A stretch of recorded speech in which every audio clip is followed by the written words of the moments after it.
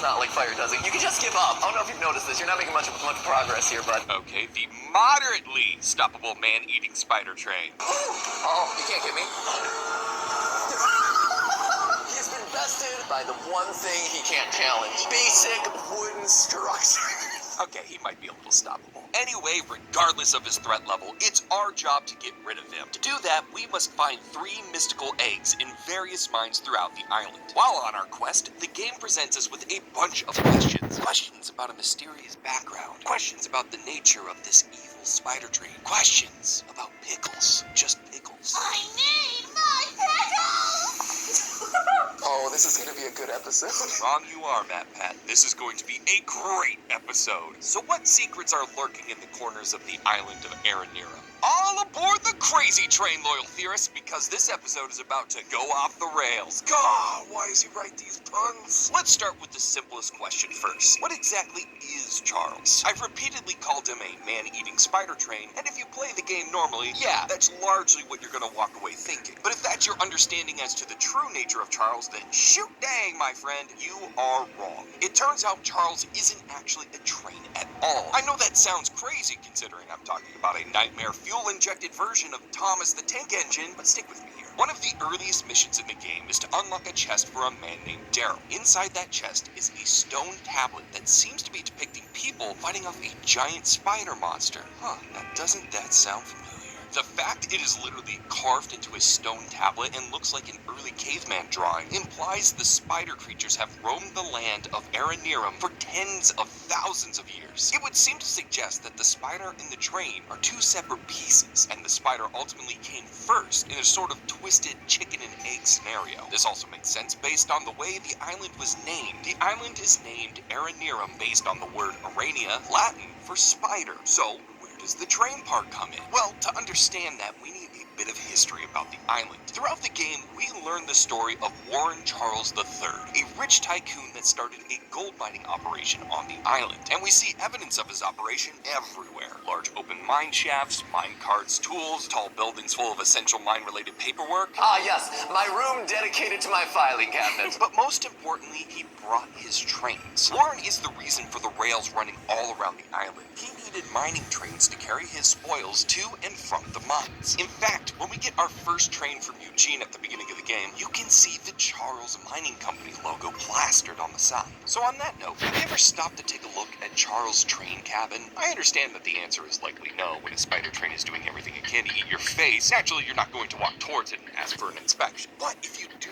manage to get a closer look right before you're devoured, you may notice on the side of the cabin is a logo for the Charles Mining Company. The train belonged to Warren. It was not part of Charles' original body. In fact, I think we can pinpoint exactly when Charles came into possession of the train. In the first mine we visit, there's a note left by Eugene that tells us this. While mining the farthest tunnel, we broke through a wall and into a large cavern. There's something strange here, and we don't know what it is. Now, Charles isn't what they immediately find here. According to another note, this is when they find the mystical eggs that we've been tasked with collecting. They found a whole nest of eggs while clearing out debris from the cave-in. And when they start using the eggs, this is when Charles first shows up in all of his train glory. While the prism was extracting life energy from a batch of eggs, that's when Charles attacked for the first time. So while Charles wasn't found within that cavern, I do believe that's where he was laying dormant. It was also here where he would have taken over one of the mining trains that the miners had left behind. Why do that? Well, Little Caesar slices and steaks with half pizza, half Italian cheesesteaks is back, so you'll never fight over dinner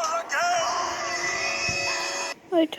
Humans have advanced a bit since the old caveman drawing days. Their technology is better, more deadly. No longer are they fighting with bows and spears. They have guns and flamethrowers. Yeah, bazookas! Bazooka's just a fun word to say, guys. Let me have that. Plus, Charles has proven himself to be strangely intelligent. Quote, I've been staking out the area for days, and Charles has never crossed the old wood bridge. Somehow the beast is cunning enough to know it's dangerous. Charles saw the explosives and mining equipment and quickly realized he couldn't survive an onslaught with those more advanced humans. So, he used what was around him, the mining train that the crew had been using to transport supplies to and from the mine. This gave him a layer of protection from their bullets and made him far more deadly. Which leads us to the events of the game and stories we hear about the rich tycoon Warren Charles III. While we and the rest of the island want to take down Charles, Warren appears to have other ideas. He has hidden the eggs in 3 mines across the island, which means that nobody is able to summon and fight Charles. He even takes away the weapons of the locals in order to stop them from even attempting to fight Charles. My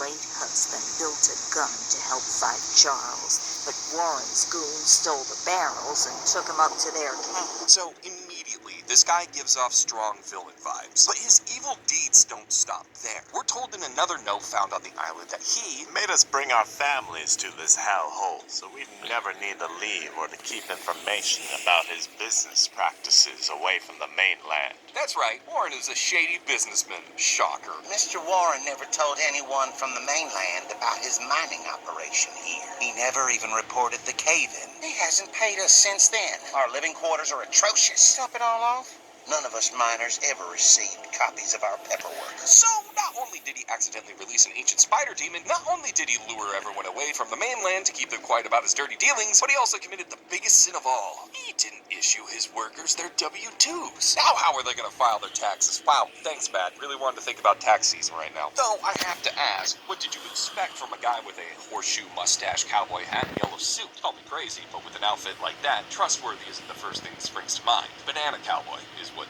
immediately springs to mind. Editor, can we get a banana cowboy? Oh, that is excellent. That said, there are even larger accusations being thrown at Warren. The local theorist Greg, a conspiracy theorist, suspects that Warren may actually be using Charles in a plot to take over the world. And you can tell that Greg is trustworthy because he doesn't wear a yellow suit. In fact, he's so trustworthy he doesn't wear anything. According to Greg, Warren Warlord III is trying to hatch and raise more of these 8-legged critters. A whole army for who knows what purpose. Warren must have realized how powerful these things are, and rather than protect us from them, wants to use them to take over the world. so there we have it. Case closed. Warren is in cahoots with Charles and is trying to conquer everything, right? Wrong. You guys know Matt. You know that Matt personally loves yellow jackets. You guys also know that Matt isn't going to just trust any theory out there, especially when the accuser signs his name Genius Extraordinaire. So we did some digging to see whether Warren was really the mustache-twirling villain everyone thinks he is. And if you go through the game and find all the notes, you start to see a different side of the story.